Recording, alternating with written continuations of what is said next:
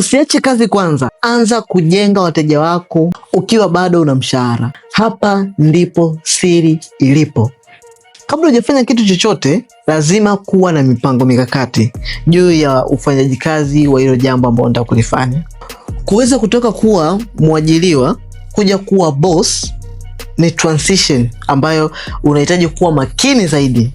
Ni kama kuchange direction nzima ya maisha.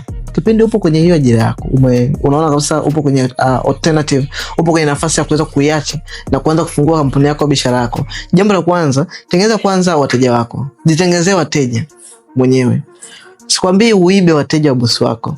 Wewe utakuwa unafanya makosa. Hata mimi mwenyewe sikushauri uanze kuiba wateja wa bosi wako. Fanya hivi, anza kutengeneza mwenyewe wateja wako. Jizoeze, kwa sababu ukitoka kwenye kazi yako, kitu cha kwanza utakachokuja kukifanya mtaani ni kutengeneza wateja, kwa sababu biashara inasimamishwa na cash flow.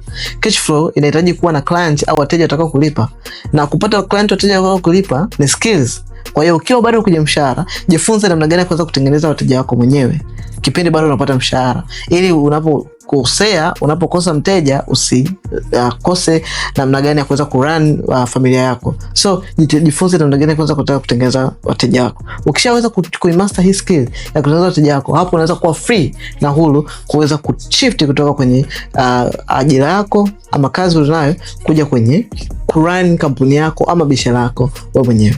Kama upo kwenye stage hii, comment neno usajili. Tutakufikia DM kwako na kuweza kukaa chini na kuweza kusaidia. Jambo la kwanza, kusajili kampuni yako.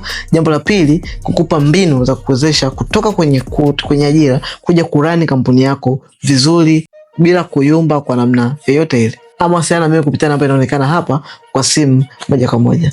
I can't wait to see you.